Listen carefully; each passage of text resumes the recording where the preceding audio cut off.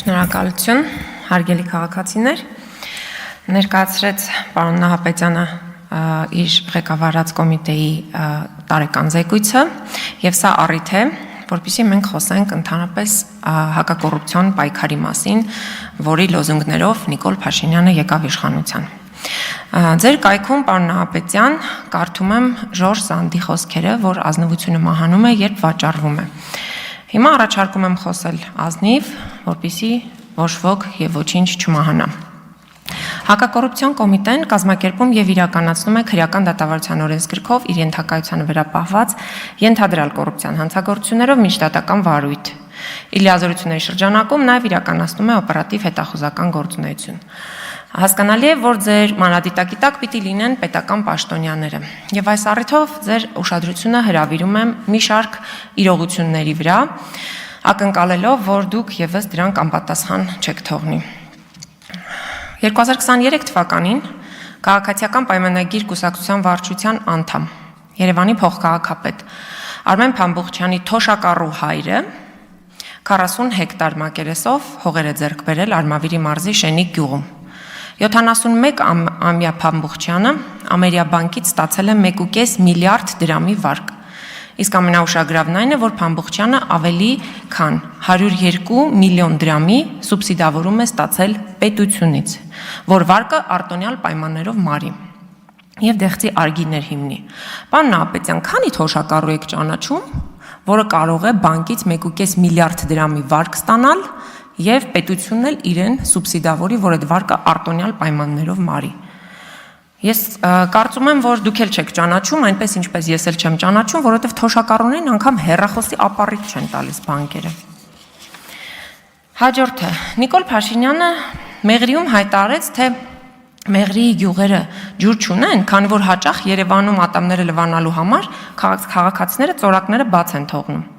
Բայց ֆունդամենտալ հարցերը Հայաստանի ջրային ռեսուրսների հարցում չեն լուծվում։ Նիկոլ Փաշինյանը 15 ջրամբար կառուցելու խոստում էր տվել, որևէ մեկը չի կառուցվել առ այսօր։ Վարչապետի ֆեյքն ու ֆեյքերը, ուշադրություն դարձրեք պարոն Ալեքսանյան, Վեդիի ջրամբարը վերագրել են Փաշինյանին։ Ջրամբարի հետ Փաշինյանը բացարձակ կապ չունի։ Ջրամբարի նախագծման աշխատանքները սկսվել են 2013 թվականին, շինարարությունը սկսվել է 2017 թվականին եւ 2021-ին, որ պիտի բացումը լիներ, հետաձգվել է 2022 թվականին, 2022-ից հետաձգվել է 2023 թվականին, 2023 թվականի հուլիսին հետաձգվել է մինչև դեկտեմբերի 31 եւ հետո 24 թվականի գարնանը Գնել Սանոսյանը հայտարարեց, որ էլ պիտի բացվի, բայց մինչև հիմա ամբողջական ջրամբարը բացված չէ։ Սա իգիտություն Նիկոլ Փաշինյանի, իր թիմի եւ իր ֆեյքերի։ Իսկ Գնել Սանոսյանի որպես անորակ ասֆալտապատման նախարարի, ես կարծում եմ, որ պիտի պատասխան տա այս ամեն ինչի համար։ Այդ ոնց է ստացվում, որ Սահակյան շին ընկերությունը, որը տապալում է Վեդիի ջրամբարի ամբողջական կառուցումը, տենց հանգիստ ոչ մի բան չի կատարվում իր հետ։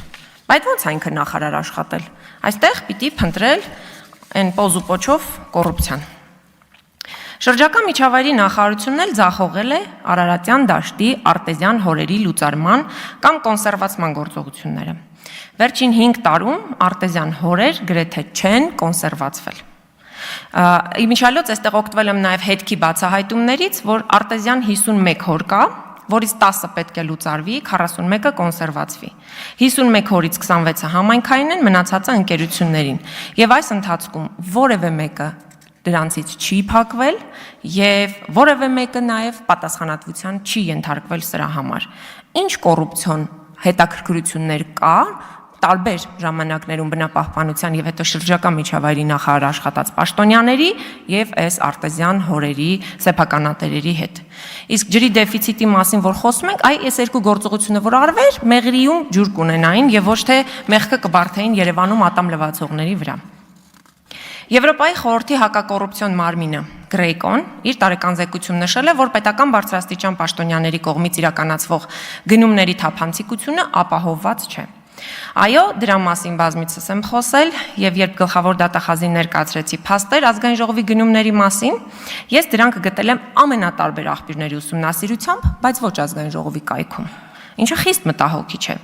Իմ ձեռքի տակ կան ազգային ժողովի կազմակերպված գնումների 2 տասնյակից ավել փաստաթղթեր, որոնք վկայում են այն մասին, որ այս շենքում աշխատակազմի ղեկավարը, որ Ալեն Սիմոնյանի մտերիմն է, առանց հրապարակային հաշվետվության պետբյուջեի գումարները ծախսում է շռայլ, չի ներկայացնում իրականում ինչ կարիքների համար, ինչ գնումներ եւ իրապես այդ կարիքները արդյոք գնահատված են։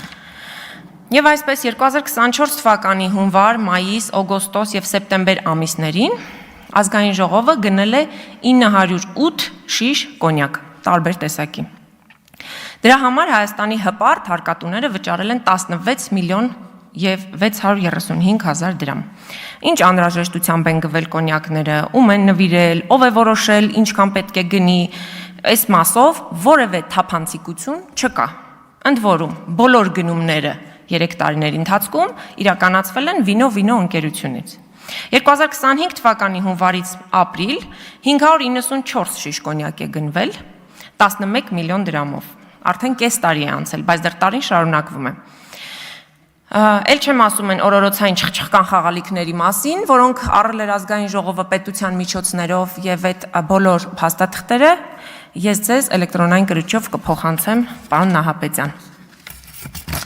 Ազգային ժողովի սրճարանի մասին, որ բոլորդ այստեղ անցնում եք կողքով գնում գալիս, այդ կառուցելու համար 10-ից ավելի պայմանագրեր է կնքել ազգային ժողովը։ Մոտ $100,000 ավել գումար է ծախսվել։ Ով է որոշել, որ պետք է կառուցվի սրճարան։ Այնտեղից պիտի հանվեն տարբեր երկրների խորհրդարանների ղեկավարների, ներկայացուցիչների տնկած տնկիներ, եղևնիները։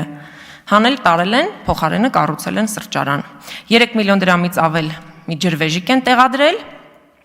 3-4 անգամ սալիկները փոխելու պայմանագիր են կապել, 2-3 անգամ սեղան ու աթոռ են գնել, բայց միայն մեկ ընկերությունից գնված սեղան ու աթոռներն են շարված սրճարանում։ Բոլոր փաստաթղթերը, պարոն Նահապետյան, էլեկտրոնային կրիչով ես ձեզ տալու եմ։ Պողպատե փաստեր։ Եվ ուզում եմ համեմատության համար ասել, օրինակ այդ $100,000 սրճարանը կարող էր օգնել Վարդենիսի ավագ դպրոցի փլատակներից գոնե մի դասասենյակը նորոգելու համար։ Ճաշակի հարց է, ինչպես ասում են։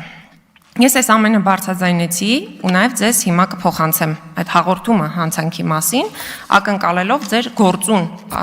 քայլերը, որովհետև կոռուպցիայի դեմ պայքարի մասին խոսելով կոռուպցիան չի վերանում։ Պետք են գործուն քայլեր, ընդ որում քաղաքականապես անկախ, անկաշկանդ եւ չնայելով թե կոռուպցիոն գործարքների թիկունքում իշխող կուսակցությունից ովքեր կան, նրանց հետ փոխկապակցված ինչ անձիկ կան եւ արդյոք նրանք որևէ կերպ այս ընթացքում իրենց պաշտոնական դիրքը այս կամ այն կերպ չարաշահել են։ Շնորհակալություն։